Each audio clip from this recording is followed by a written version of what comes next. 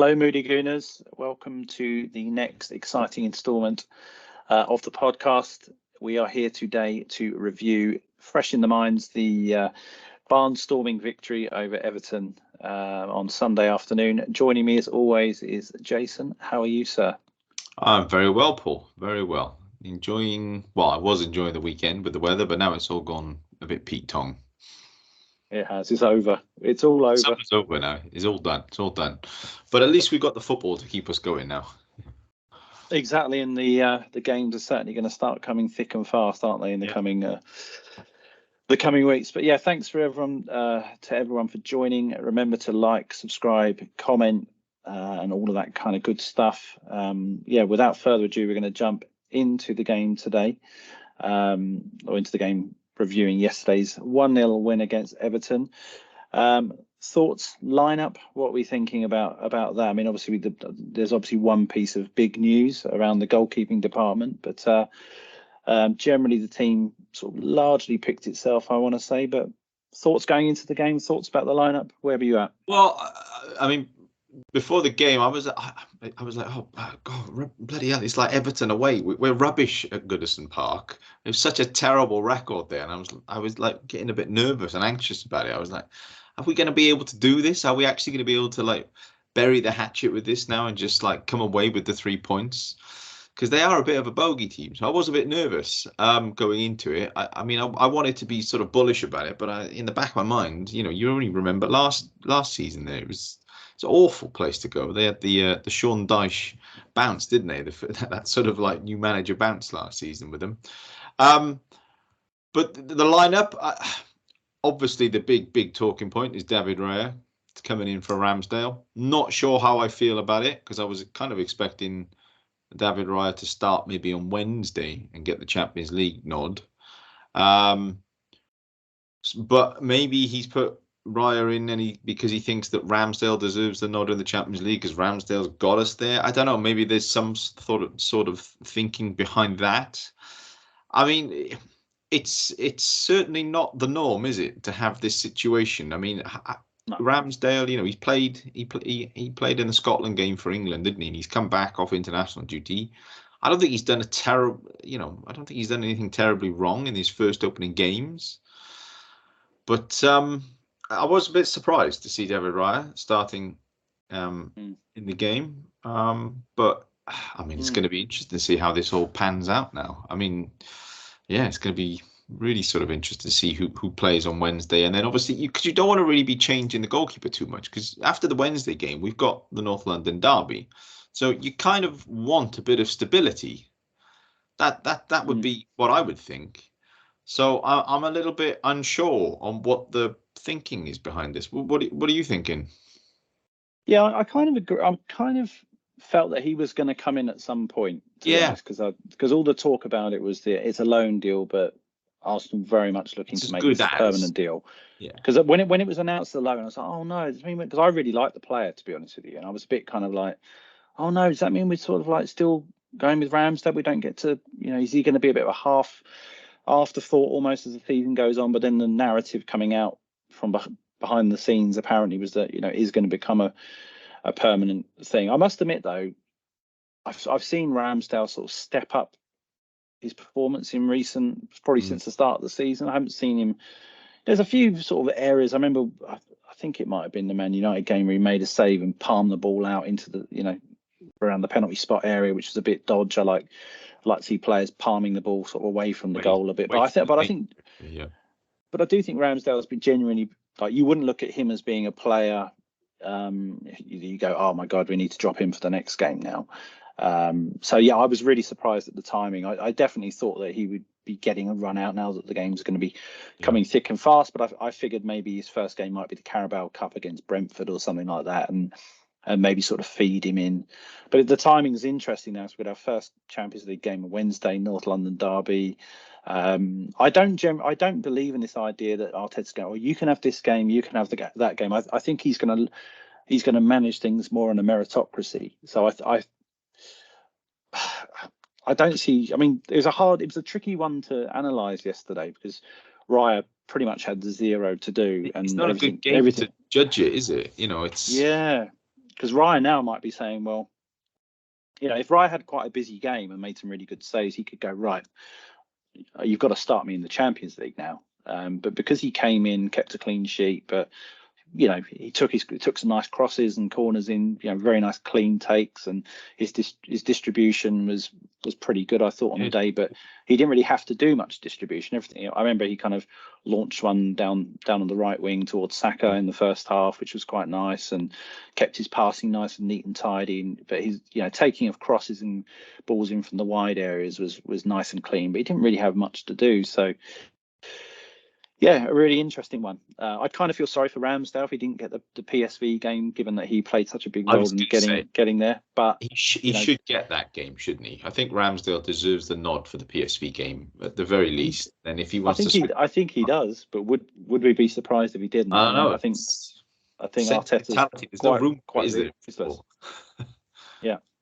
The other main thing on the team was Vieira coming in for Havertz. I don't think a lot of Arsenal fans were too surprised that Havertz was benched. Although I must admit, I was a bit thinking before the game that would he bring Vieira into that midfield with the likes of Decore and Anana and Idrissa Gana Gueye in there. To be honest with you, so I wasn't convinced that Everton away was really the game for Fabio Vieira. I kind of saw him maybe as maybe playing against PSV Eindhoven, more of a technical game, against lower grade opposition, if we're being honest. And I saw Vieira maybe be given that game, but I think he was very quiet in the first half. I think the game sort of bypassed him, as it has done a lot. But I think that in the second half he got on the ball a bit more, and he was probably one of the more threatening players, I'd say, in the second half when we sort of started coming back into the game. But I know that you were a big advocate for Vieira coming in, so I assume that you were happy with that, or were you surprised about it at all? I wouldn't say I was necessarily surprised, but I didn't know if he. I mean, for the same reasons, I thought, because it's quite a physical game. Obviously, Havertz has got a bit more physicality about him compared to Vieira, but I was pleasantly surprised to see that, and I actually thought Vieira did all right. There was obviously the disallowed goal. He had the assist for that. I thought he got on the ball well.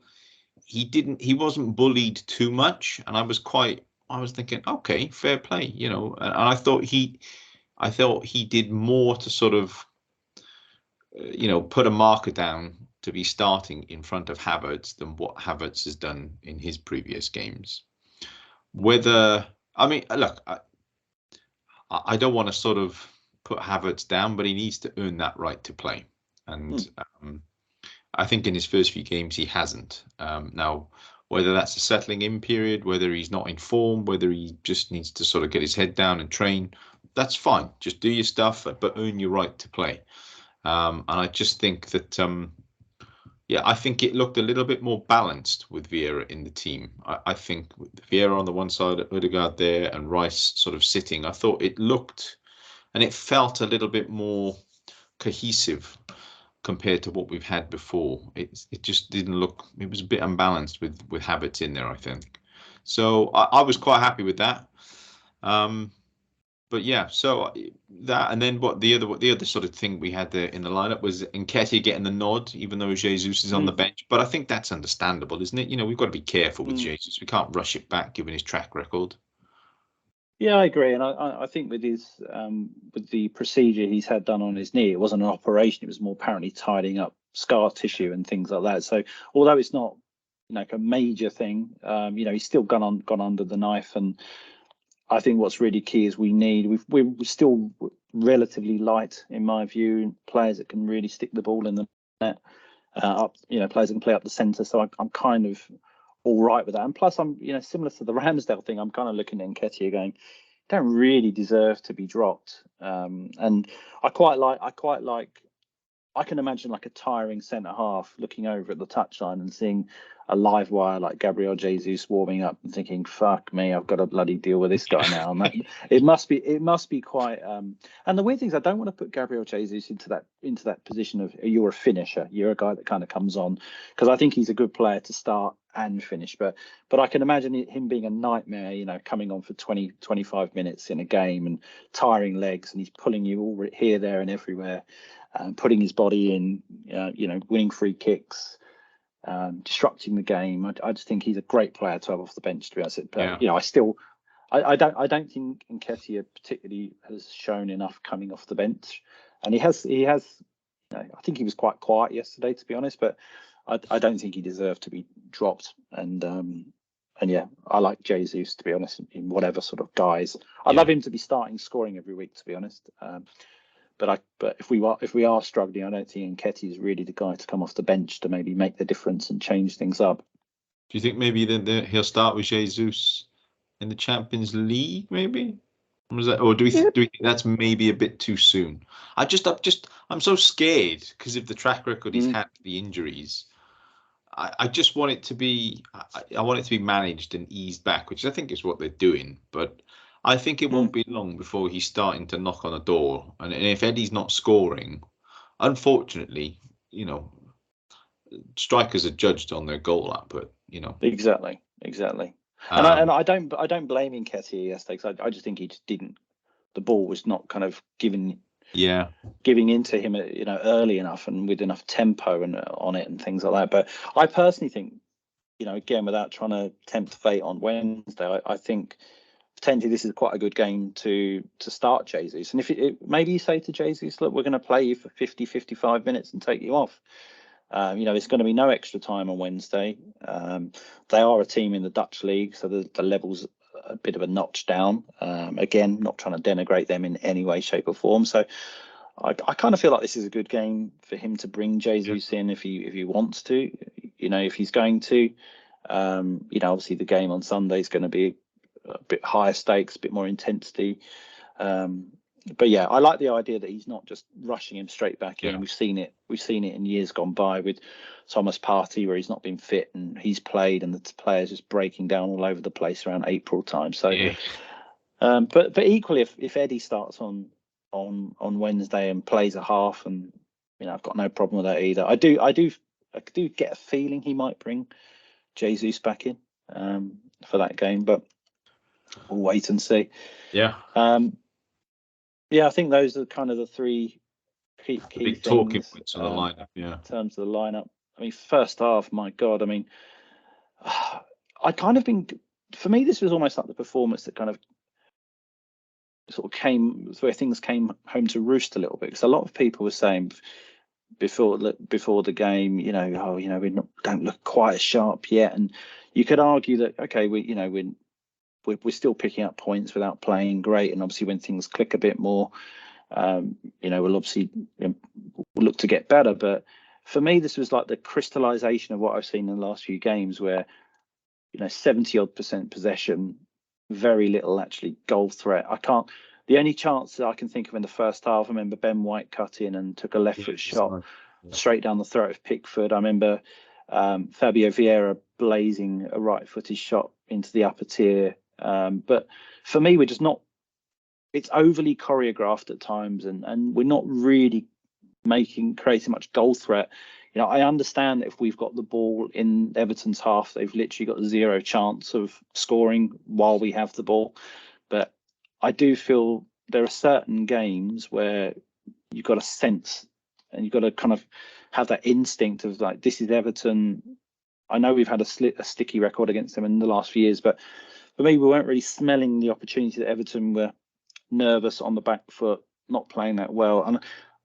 And again, I hate to compare us to City too much, but I kind of think if that was them, they would have won that game 3-0 at a canter, and then some. I agree. So I was disappointed basically in the first half. I just feel that we were too slow in our build up, and we were great. We were great winning the ball back, and Declan Rice was amazing in terms of when the ball would turn over, he'd somehow just be able to spring forward. And he's got telescopic legs and sort of nips the ball in, wins that. So there was we were able to kind of nullify their counter attack. But I just feel that when we've got the ball, and I know we're a very well coached team, but there's got to be times where we change it up a little bit, maybe play a little bit more direct. But I'd like to see the ball just being moved quicker into feet, and it's all a bit too pedestrian. What was your sort of take on the opening exchanges? I think we came out well first 5 minutes, but then we just sort of like went from sort of fourth gear into second, and we sort of stayed there for much of the first half, really. That word that you just said at the end of that sentence, pedestrian, I think that sums it up. I mean, the opening 20 minutes before, obviously, the disallowed goal, it was total, utter domination from us with the ball, possession, but it was lacking in the final moment. And there was almost one too many passes. And again, I mean, I like the term you used, the sort of over choreographed. It just didn't seem instead of making that extra pass, take a little bit of a risk and play that ball, because Everton are doing absolutely nothing. They offered nothing for most, I think, for the entirety of the game. They just their approach to the game was not lose. That's all they did. They just didn't want to lose. They weren't set out to win it. They just didn't want to lose, didn't concede, and they reverted to the low block almost instantly. And so, as you say, the first 5 minutes we were pinging it around. I thought, oh, here we go, we're dominating this. If we get a goal in the first 20 minutes or so, this could have a field day here. But there's just too many passes. It's too safe. Not enough. There's no, I don't know. It's just that sort of creative spark. I mean, you saw it. I mean, I'm jumping ahead a bit, but when the goal happened in the second half, you saw that sort of that quick, intricate play. It was like, oh, hang on, it's moving a lot quicker. It puts the defenders out of shape, so you can create that extra space to get the shot off. But the first half, it was very much like that, and so it was just. I just feel that there's no sort of we talked about this in the podcast episodes from last season. There's no sort of plan B. It's all very okay. We're just sort of waiting for it to happen instead of just forcing it and saying, look, we are the better team. We can afford to play the ball quicker, not play that extra pass, but play it through the channels and get inside behind them. And I just don't think. I mean. Yeah, we've got the points on the board. Yes, we've got the wins, and maybe this is a sign of champions that you can win when you're not playing so well. But I'm not so sure. Yeah, I mean, there's also that narrative. I'll be keen to see what you think about this, but there's also that narrative that Arteta doesn't want to leave us as open as he did last season. So we're going to maybe almost become a bit like Man City, where we are a bit more boring, rhythmic, but with the idea that we're going to get there, we're going to unlock the door in the end, and there's going to be a bit more patience having to be required by Arsenal. But maybe the positive off the back of that is that we're not going to be. I know we've had some emotional, fraught games already this season, but maybe over the course of the season we're going to develop a bit more control. The game's going to be a little bit more pedestrian and not as exciting on the eye, but there's going to be a sense of, I mean, against Crystal Palace, for example, we defended absolutely brilliantly and, put our bodies on the line. So maybe there's an argument to say, well, on one hand, this is going to be a challenge for us, maybe in terms of our enjoyment, but the flip side is that. I mean, where do you sort of stand on that? Because I still feel like this is a game. I understand this. For me, I understand that kind of approach more when we're playing a team that's in the top sort of 8 or 10. But when we're playing, and I know our record against Everton hasn't been great. I was quite surprised actually just that we lost 4 and drawn 1 in the last 5 as coming in, which I thought was actually pretty shocking. I didn't realise it was that bad against a team that's been struggling. But I kind of felt coming into the game, and I saw how Everton were playing and how the initial stages went. I thought, bloody hell, like if we really get our shit together here, we could be making a bit of a statement win away from home. And what's your sort of take on this? I think I'm waiting for the moment in the season where we just suddenly click, and I'm just like, okay, come on, now you should do it, but it's just not happening just yet. And it's just, I know we're getting the points on the board, but there just doesn't seem to be that sort of slick, almost telepathic way of playing that we had last season. I mean, it's starting to happen. I can see a little bit like Ødegaard getting on the ball. I mean, I think he epitomizes everything that I think we should be as a team. His work rate, his ability to see anticipation, the creativity, he wants to move the ball quickly. But I just think that there aren't that many. The players aren't all necessarily on the same page just yet. So, yeah, I mean, it's just a bit too much. They just need to get the ball moving quicker. Pull the players out of position. Everton are not a team that I mean, I think they might even actually go down this season. I think Everton. I think them, Luton, they're almost for me shoo-ins because I just don't think they've got enough about them. Yeah, it's mad really, because you look at Everton and you go, oh, surely there's 3 worse teams than them in the league. But I think with all that disruption off the pitch, it probably doesn't affect the players that well, but it might affect Sean Dyche and the management.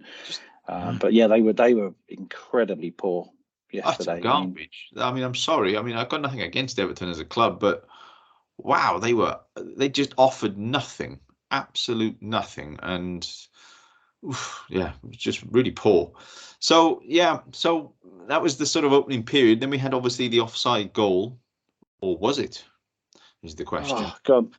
I mean, I don't want to get all Eric Ten Hag on your ass, but I kind of agree with Gary Neville that he made a comment and he said, "Are you sure there's not a better angle than this?" And he's totally right. There's about 30 cameras in the ground, and they've literally chosen an angle. Later on, they released an angle which was kind of straight on. But to be honest with you, I'm not going to be all Eric Ten Hag about it. At the end of the day, offside is one of those black and white calls in the VAR era. Like if he's offside, and apparently because Beto didn't intend, like the intention was there, that is technically. But my main question around this offside thing, Gabriel wasn't trying to pass to Nketiah. He was trying to reverse the ball back across the line to Saliba. That's the first thing. So does it? What are the rules of offside if Gabriel's not trying to pass the ball forward, he's trying to knock it sideways? And second of all, we're missing the fact that Vieira passed the ball to Martinelli to score. It's got no. So yeah, but Nketiah got the ball first to pass it to Vieira. Yeah, I mean, Nketiah was involved in that passage of play. But my other question is, how many passes back do you go before offside comes into play? Because really, like in the pre-VAR days, or even in some of the VAR calls, they might not even know. For me, it was like they've gone back a couple of passes and gone, oh, Nketiah here. Whereas really, the lines for me, because I was watching Martinelli going, oh, he's definitely not offside. This goal's going to stand. Because I'm looking at Vieira's through ball to Martinelli, not offside, ends up with a goal. But then they're going, oh, it's the ball to Nketiah. And I'm thinking, okay, that's fine. I'm happy to concede Nketiah's offside in that thing. But how far back do we go before offside comes into play? And also, is there anything to be said about the fact that Gabriel was trying to play a really shonky pass across the defensive line to Saliba, not even trying to find it? Like, it felt very unlucky on Arsenal, but I'm happy to concede.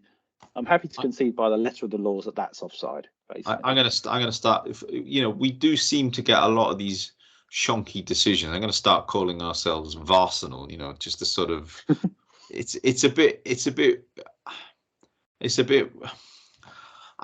annoying me because I think the problem is that VAR is so sort of. It's in the spotlight constantly, and I think they are almost now. The PGMOL and the video referees that are there in wherever they are in St George's Park or whatever, looking at the videos. I think they're taking things to the nth degree because they are so under the spotlight that this was. I mean, I don't. I'm not sure it is offside, to be perfectly honest with you, because the ball is played onto. Was it Beto? Does it? Yeah. It's played onto him. It ricochets off. Nketiah, I think, because the defender, was it? I can't say the guy's name. The Ukrainian defender, Mikolenko. Yeah, Mikolenko. If you look at the angle where the lines were drawn with Eddie Nketiah and Mikolenko, I'm going to delve deep into this, so bear with me here. If you look at it, Eddie Nketiah, when he's in front of him and he's also behind him because of the way that his legs, his stride. So his left leg's kind of backwards, isn't it? His left leg's but he's going back towards the ball, but he's in front of Mikolenko, but Mikolenko's behind him. But then maybe like an inch of his trailing leg of Eddie is behind him. it just seems a bit ridiculous, really, that they've gone to this degree to call that offside. And as you say, that's not the pass that then creates the goal, because Eddie's obviously coming back from an offside position, and then he gets involved, and then Vieira plays the through ball, and then Martinelli, with his Thierry-esque finish. I just think that VAR is under the spotlight so much to get things correct, because they've had some awful decisions so far this season, that they are now trying to be so, down to the nth degree. How many decimal points do you want to go to sort of get things to be correct? It just seems it's zapping the life out of football a bit. There needs to be that little bit of jeopardy. I mean, if an offside is an offside, but this just didn't seem to warrant that level of, intrusion by VAR, in my view. I agree. For me, there's two things at play here which sometimes don't go together. One of them is the idea of clear and obvious. One of them is like the actual letter of the law. Because if you're watching that game in real time, really you're looking at Vieira's pass to Martinelli for your offside. And if you go, oh, no, he's onside, right, that's the goal. And then so by the letter of the law, Nketiah's offside in the lead up to that. But then is it really a clear and obvious thing that people are going, wow, they've had an absolute howler here? And even clear and obvious, you could even argue, is almost a bit of a grey subjective thing, because what's clear and obvious to person A is not clear and obvious to person B. So, yeah, it's all a bloody mess. And it just, I mean, I'm happy to kind of go with the side of, OK, letter of the law, Nketiah's offside, blah, blah, blah. But I want to know I want there to be some kind of rule in place if there's not already. Maybe next podcast we need to actually bring the rule up on screen share and talk about it, because I want to know why they're going back to the Nketiah thing, because really it's a ricochet off the Everton player. It falls into his feet. Yes, Nketiah is part of that build up to the goal, but really for me, it's clearly now. I remember Erling Haaland had a goal chalked off at Anfield. It might have been last season where he wasn't offside, but they took the ball back about 3 or 4 phases, and there was an offside in the build up, and they've gone, oh, this player was offside, and the ball ended up getting forward and went into the net. And I'm kind of wanting to know, where's that cutoff point where offside comes into play as a thing? Because yes, Nketiah was part of it, but he didn't play the final pass. It was almost like a pre assist, and then we're going back to that to then make a decision. I mean, the problem will be, though, is that next week, when we play Spurs or whoever else plays whoever, there'll be no consistency, and this is where it'll get, the book will be thrown at it. It's like, how can you be so pedantic with the decision that we had in our game, and then you'll mess up something in another game? There needs to be a level playing field with this. And I understand that, at the end of the day, we're all humans and we all make mistakes and stuff, but there needs to be clarity and consistency for this to work. And if that isn't there, then it just gets a bit ridiculous. Yeah, so, I totally agree.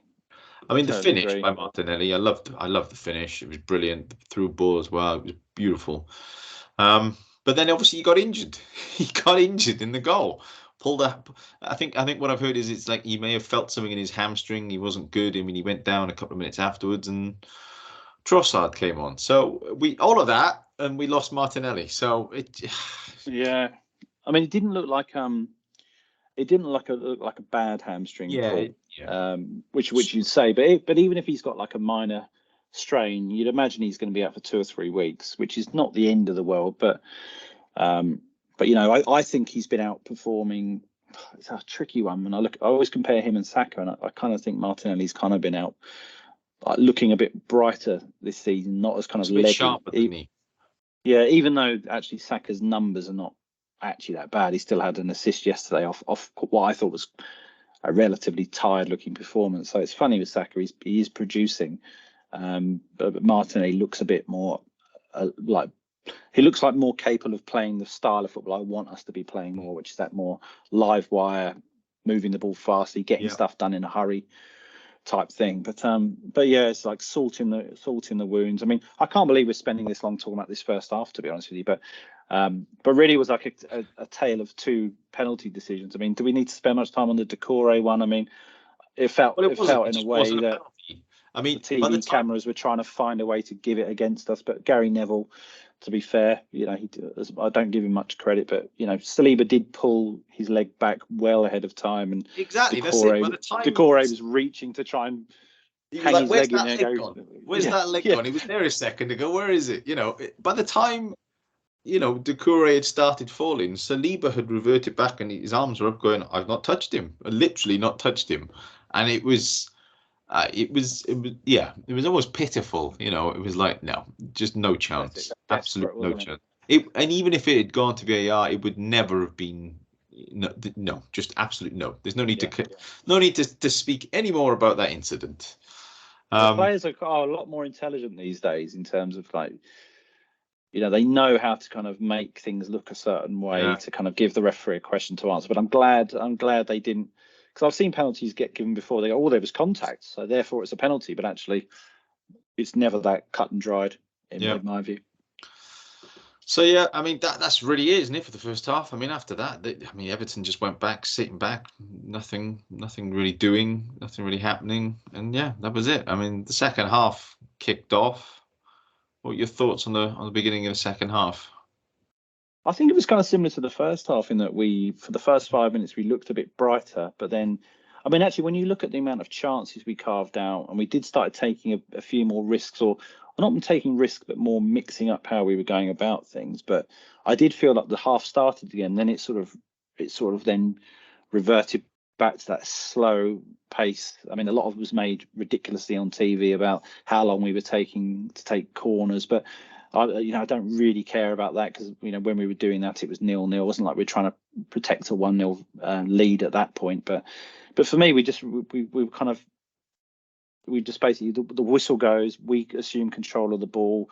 I think we did really well yesterday to quieten the crowd down. I never got a sense that Everton's the Goodison Park faithful were ever in the game as like as an entity to kind of get Everton back playing well. I mean, the only time they really roared and cheered was when we had the goal disallowed, and they sort of cheered there. But both halves, I felt like we just took the ball, quietened the crowd down, and went about what we did. But second half, I'll say that we seemed to take a few more pot shots at goal. I think Vieira and Zinchenko, a couple of nice strikes that on another day, if they hadn't been blocked, might have found the top or bottom corner potentially. They seemed like really good shots that we were taking.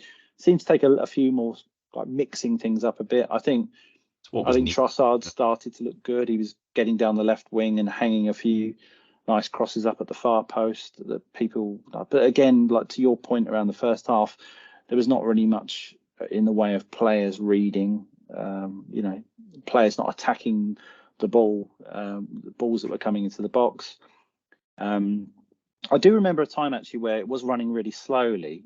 The game was kind of operating at its turgid pace, but then Declan Rice, I remember, sort of like in the second half, he snapped into a challenge, won the ball, and then I think that was the pass that found Nketiah, who took a touch wide.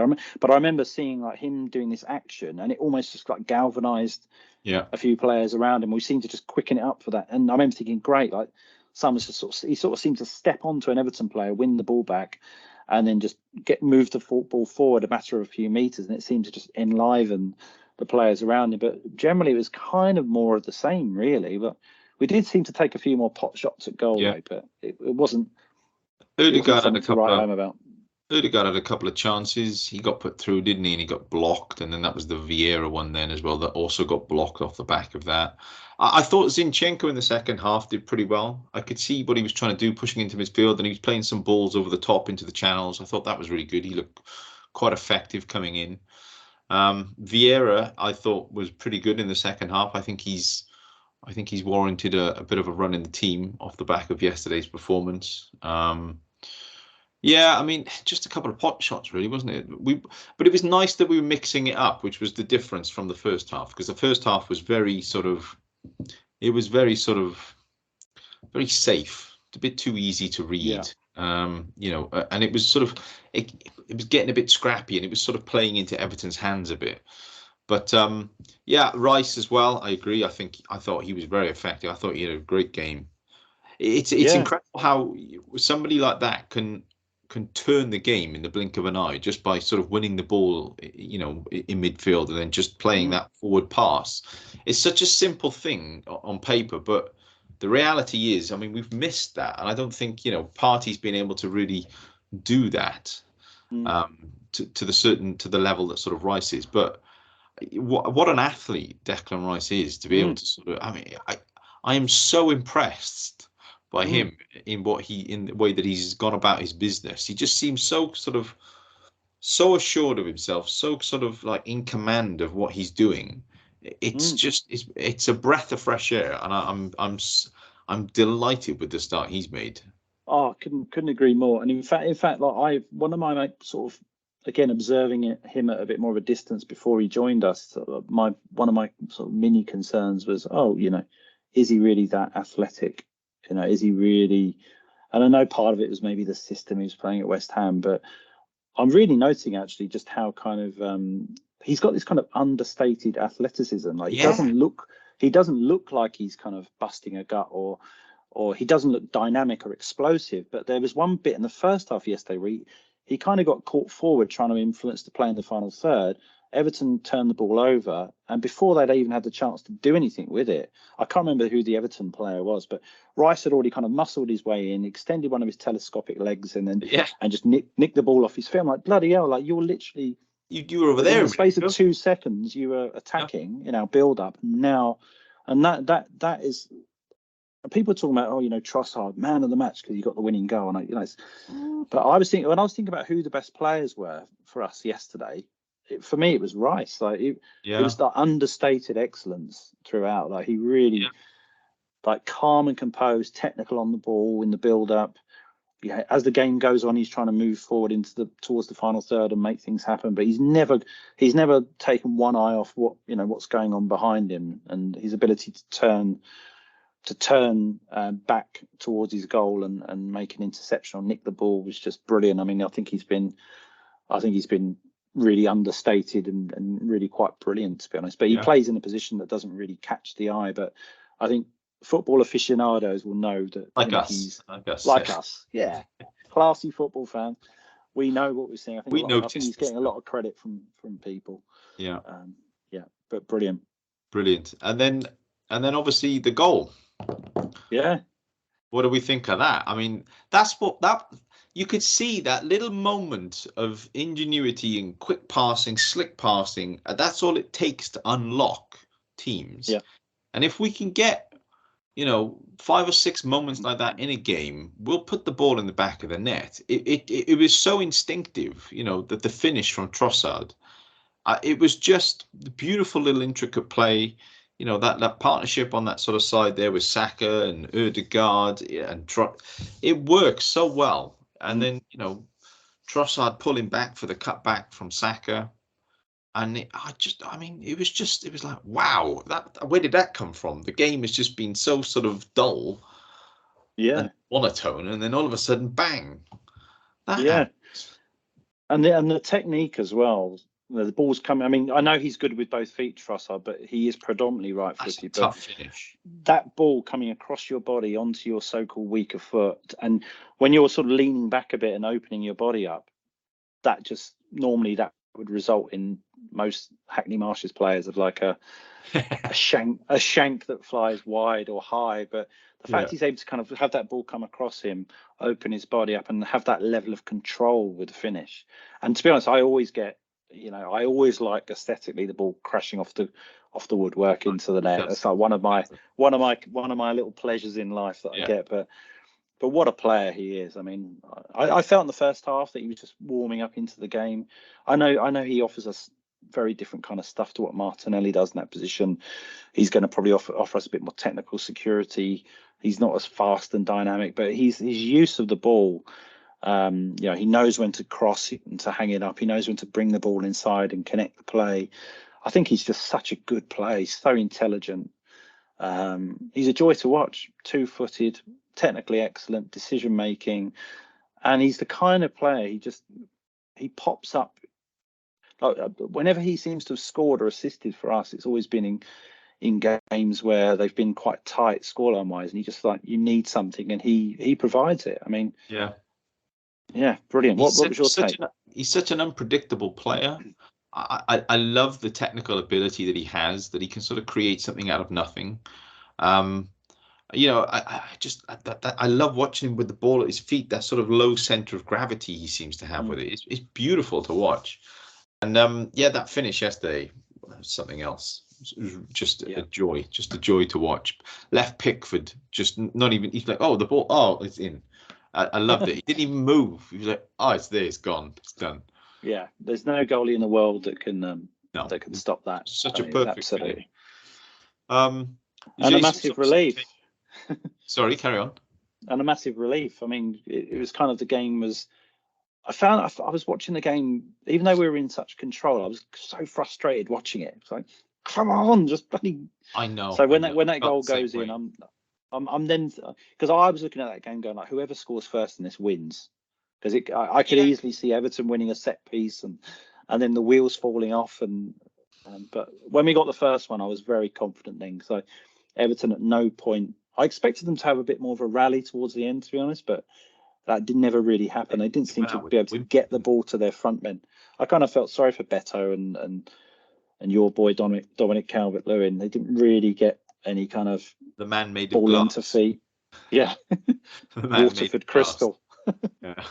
I mean, when I was relieved, because I was thinking, oh man, this game is panning out. It's got a terrible James Tarkowski sort of 90th minute scramble, ball goes in and we lose 1-0 written all over it, in my view. Yeah. But when the ball went in, I was like, oh, thank God for that, because Everton then the impetus was on them to try and play some ball, which they're just not capable of. I just don't think. Yeah. So I mean, after that, it was just. That was it. I mean, Jesus came on. I think we both messaged each other saying, look, the game needs that sort of, that bit of, jeopardy, that unpredictability, that, scattergun sort of direct approach that Jesus can bring to the game, because Eddie wasn't that effective, I thought, yesterday. But the game sort of played out like that after that. There was an Ødegaard chance as well. And then it sort of just petered out. There wasn't much else to it. I mean, it was just those couple of moments of brilliance, really, in my view. Yeah, that was it, really. I mean, you like you say, Ødegaard cut inside and had that shot again straight at Pickford. I expected more of him, to be honest, because he's looking like. I don't know if you saw him playing for Norway during the international break. There was a game, I think they won 3-1 or 2-1, and he scored. But he had so many. He was excellent. I thought, honestly, if you get a chance to watch this 5-minute clip of one of their games that he played, him and Haaland scored. And his goal was. Ødegaard's goal was brilliant, but he, even on the 5-minute video, he's had about 6 shots and he's looking absolutely superb, like a really standing out head and shoulders. And so I expected him to score, to be honest. He needs a couple of goals, Ødegaard. He started the season well. He's getting on the ball, but his shots, I've noticed that his shots are right down the neck of the goalies. He's had a few of them. He had a couple against Pickford now, and then I think he had a couple against United. I'm sure he had some against Forest as well. He just needs to just take that extra moment to settle himself before shooting, because last season he was pinging them in, and you could see. I mean, I remember that Newcastle goal, that drilled one along the floor, and it was away from the goalie. The goalie had no chance. His finish against Man United in the last game was brilliant, classic Ødegaard. But I agree, like. He's getting on the ball. He's starting to. He just needs a couple of goals. Dictate. Yeah. He's got it in. Honestly, if you see this highlights reel from one of the they play a home match in the international break, and he's absolutely. I actually walked away going, "Wow, we should sign this guy," and then I realised he's our captain. So, but then what do we think about? I know we're sort of rattling on this game a bit, probably more so than what we're making something out of nothing here, water into wine and that kind of stuff, but. What was your take on Havertz coming on and for Vieira and Tomiyasu for Zinchenko? It's good to see that extra height and physicality at the back. I would say. Yeah, the Tomiyasu one made a lot of sense. I like that. I think he definitely has something to offer to the team, to the squad. Especially in Timber's absence. I think the pundits made a good point. Often last season City ended up with like 4 central defenders sort of playing, and in effect we've got similar, because Tomiyasu can play at centre back for what he does for Japan, doesn't he? So we've got that, if you like, we're almost replicating what they're doing. I don't necessarily want to say that we're copying what City are doing, but if you want to close games out and you want to keep things tight, having Zinchenko drifting into midfield and leaving that space, you don't necessarily want that. So I thought it was quite, I thought that was quite tactically astute from Arteta to do that. I think the Havertz thing, I mean, I didn't really. I'm not. I don't want to dig him out here, but I didn't really notice him after he came on. Yeah. Did he do anything of? I don't really think. No. I think he's involved in one passage of play, but really, I guess the one thing he does bring that Vieira doesn't bring, he does. And this is the big conundrum with him, actually. I don't think he's been a disaster this season when it comes to his defensive work. He's obviously a very tall guy, but he's shown more of a willingness at Arsenal, I think, to physically put himself about a bit. And I think having him physically getting stuck in, when we win, it was kind of sad in an annoying way that we were kind of only 1-0 up. We shouldn't be in a position where we're throwing on players to try and see out a 1-0. This for me could have been a 3 or 4-0 game. It could have, and another day would have. But yeah, but I do like the fact that I don't trust Vieira necessarily to come on and be that guy. If the game's starting to get away from you, you're trying to play out a 1-0 victory. Like for me, Vieira's the kind of guy I want to see on the ball, creating and doing stuff. He still lacks a bit of physicality, and also the physicality is not always a problem. Sometimes it's more of like a mentality and a mindset of how you play. And I see Vieira in certain situations could potentially be more of a luxury kind of player. So I wasn't gutted to see a waif like Vieira leave. It's good to see Havertz come on. I think that kind of when you're seeing out a game. But yeah, I think he puts himself around a bit more. But obviously, he's being paid as well to be that number 8 to arrive in the box like he did for Leverkusen 3 or 4 years ago. And but I'm glad we sort of took him out of the firing line for now. I think he's got a lot. I wouldn't be surprised to see him. Mind you, I could easily see Vieira, to be honest, playing on Wednesday night. But I'd be happy to see Havertz maybe even taking the role of Odegaard maybe, or play Vieira in the Odegaard position and bring Havertz in. Because I just think once he gets a goal and puts a few performances in, football fans are fickle. Yeah, they'll all move on to something else. And I don't want us to be a toxic fan base. I want us to give him that time. I'm glad that he was taken out the firing line because it was getting a bit almost Harry Maguire-ish, I would say. I wouldn't say among some fans.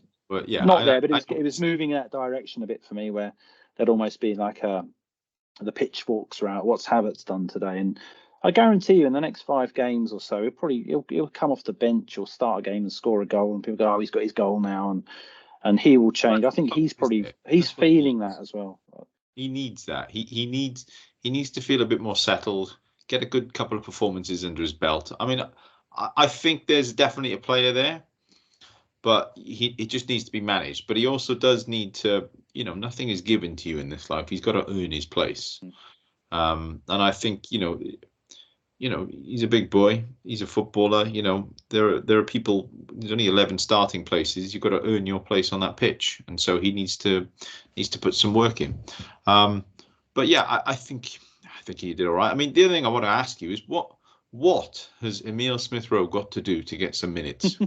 I mean, Martinelli obviously injured. We're talking about Vieira and Havertz. Where does Emile Smith-Rowe fit into all of this? Because obviously there was the opportunity, I think, to sell him during the summer, but we chose not to. Now, there must be some reasoning behind that. Now, as you know, I'm a huge fan. I don't understand. I'm a fan. What has he got to do to get some minutes? Where does he fit in Arteta's plan?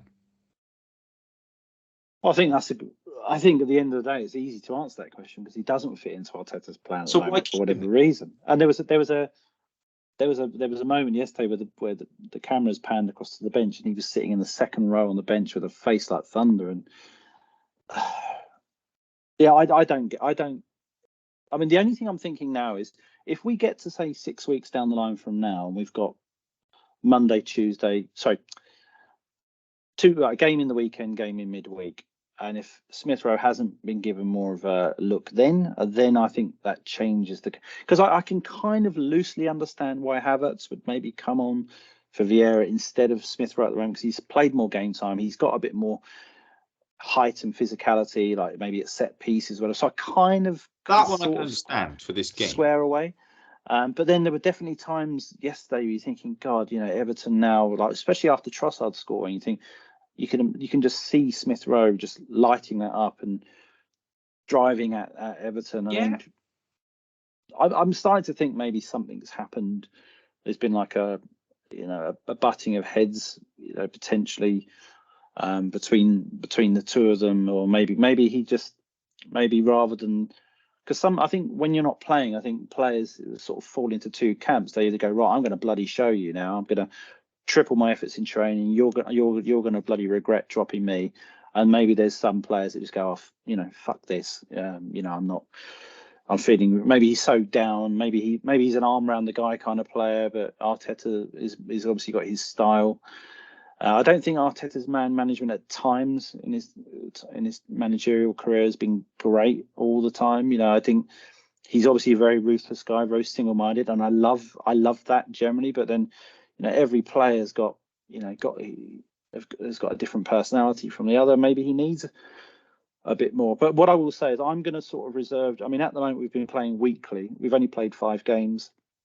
I'm going to kind of reserve judgment maybe until middle of the way through next month, possibly when we've had weekend like 2 or 3 games a week, and then because now there's good. Like now I'm looking at the game on Wednesday with the North London derby, and I'm thinking, I'm not saying we go wholesale rotation, but I'm thinking there's got to be. I'd want to see a slightly tweaked side on Wednesday than what we're going to see on Sunday. Put it that way. Yeah, he can't pick the same 11 for both games. I don't think that's going to fly. Although I don't feel like we expended a lot of energy yesterday. I think the players potentially going to be quite fresh. I think we had Everton chasing shadows, knocking the ball around. I don't think obviously Martinelli aside with the injury, but I think that the players will still be relatively refreshed after yesterday's game. But I'd expect some rotation for the next game. With the North London derby coming up on the horizon. I can definitely see that. I'd like to see Emil get some minutes. I mean, if we're talking North London derby, I think he would offer more in that North London derby because of his personality than Havertz would. Yeah. So he's going to have more of a point to prove in that game than Havertz would. So I think there's some scope there, but then obviously we've got Vieira, but then maybe Vieira plays in midweek. I don't know. But I mean, with the Champions League game, I want us to get the points on the board. I don't want us to mess around too much and go too experimental with the lineup. I agree. The key thing is to get the points on the board. I remember from years gone by, the magic number for points is you need to get those. You need to win all your home games. And then you need to maybe get a draw or a win away. And, you get that sort of 10, 11 points. That's the sort of mark that you need to get through the groups, basically. Yeah, and I don't want us to be scrapping around on match week 6 with that and trying to get something, I'd much rather us go hard and fast, get that group sewn up after the 4th game and then use the last 2 games as filler, really. Obviously we want to finish the group top if we can, but I'd much rather sort of like be able to kind of go just take a deep breath and focus a bit more on the Premier League and fixtures that are around that time, to be honest. But I think he'll make a few tweaks. I think he might make 2 or 3 tweaks. I'd be surprised if he made wholesale changes. I mean, I kind of feel that maybe Jesus could well come in. The goalkeeper position, I think, still. I don't really focus on the goalie position in a weird way because it's not really a position physically that takes its toll on players as what an outfield role would. Obviously mental concentration is like a big thing there, but I could see potentially Jesus coming in. I could see Vieira starting again. I think Vieira will still be quite fresh. He's obviously come off the bench a lot of late, Vieira, but now I could see him starting, to be honest. I could see Havertz maybe starting. I don't think he'll drop Ødegaard. I think Ødegaard starts. No, It's the first Champions League game, so the players that have got us there, they deserve that opportunity to go out to the music and the flag shaking in the middle. They need to be part of that. They've earned their right to do that. So the only tweaks I can see maybe it would be Jesus coming in, but I would pretty much bank that Vieira's going to start still, which is not a change because we're talking about a player that started yesterday, so that's not even a change. But I can see, whereas Vieira I think is kind of a bit more, is he in or is he out player? I think for this game, I think he'll continue with Vieira and then see where that position sits, because that does feel like an error. I mean, I think Martinelli's obviously going to be out, even if he's got like a very low grade hamstring pull. I can't see him starting against PSV, to be honest. I think Trossard will play. I think Jesus will play. And I think Vieira will start. I don't know why. I've got a sneaky feeling Raya will still start. Because I think he really likes he really likes Raya, though. I know he does. I know. And with the goalkeeping coach as well.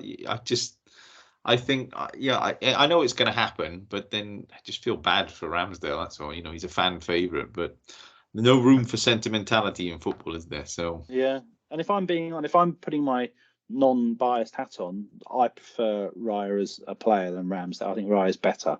I'm not saying Ramsdale's bad. I think the margins are very, very tight, but for me, Raya's just a little. He's much more assured. He's got a calmer sort of way about him when he plays. I mean, it's the way he plucked. He's not even a particularly tall goalkeeper, but the way he took those crosses and corners yesterday he was very, very I can see Raya playing against Tottenham, for example, because Tottenham are now playing that kind of high press, and actually I think that kind of leaves the game quite open for it to be quite a good ding dong game. And I actually think, which goalie do you want playing the ball out from the back and knocking the ball into midfield and fizzing it into Saka? I know which one I want. I know. Raya's on another level for me. So should we have a look at our predictions? Let's do it. So I can't remember what we did for the Everton game. I really can't. Well, let me enlighten you. I mean, to suffice to say, you've had yet another defeat, basically. So for those who don't know, this is where we make our predictions, and when we balls it up, which we often do, we donate money to charity. So last week, for this game rather, you said someone called Gabriel will score. Oh, I was so close. You were so close. He did have the ball in the net, but he didn't, unfortunately, score. I had Arsenal to get a clean sheet and a win. So I'm. Did you really? I've had my. So I've done all right this week. So what's your prediction for PSV? Are we going to do PSV and Spurs in one? I mean, how are we going to do this? I think we just have to do PSV. Okay, PSV. Arsenal win, and we score at least 2 goals. Nice, I like that. I'm playing it relatively safe. No clean sheet, I noticed at home either. I'm not saying anything. I'm not. I've noticed that we're terrible at clean sheets at home, so we are. I don't blame you. I think we will win, and we will score at least 2 goals. That's my prediction. Cool. I like that. I'm going to say Vieira to start and have a goal involvement. I'm probably going a little bit too specific there, but I think he's going to start. And I sort of think back to the Europa League last season. He looked quite. I don't know whether it's the opposition and the competition, but he seems quite comfortable playing against continental opposition. So I'm going to go with that. I'm going to back Vieira now. I've decided. I've been very scathing of him, and more for me, because I know players come good at different times and take at times to adapt. And he still looks quite callow, to be honest with you, but he's starting to show a bit of personality coming through, which I like. I like to see players that show a little bit about who they are as an individual, because he's clearly got some talent there. He's got a lovely left foot. And it's nice to see him. He can't do much about the fact that he weighs the same as a bit of my belly button lint, but I do like the fact he's coming onto the pitch and he's showing a little bit about himself. So fair play. I'm going to back him for a start and a goal involvement. Good stuff. We're not going to do the Tottenham one. No, we'll do. I reckon we do a little pod after. Yeah, we've got after to do this game PSV. and review this one, and we'll talk about the mob up the road after that, I think. Yeah. Cool. Well, I think that wraps it up, doesn't it? Yeah, it does. And thanks everyone for tuning in. Been great to another nice victory to kind of continue our sort of start to the season, and Champions League is back at the Emirates on Wednesday, so we can't wait for that. Can't wait. So here just the thought of it. All right. Great. Go. Well, thanks everyone. Signing off, and join us on the next one, and we'll speak to you all soon. Speak to you later. See you later, Gooners. See you guys. Bye.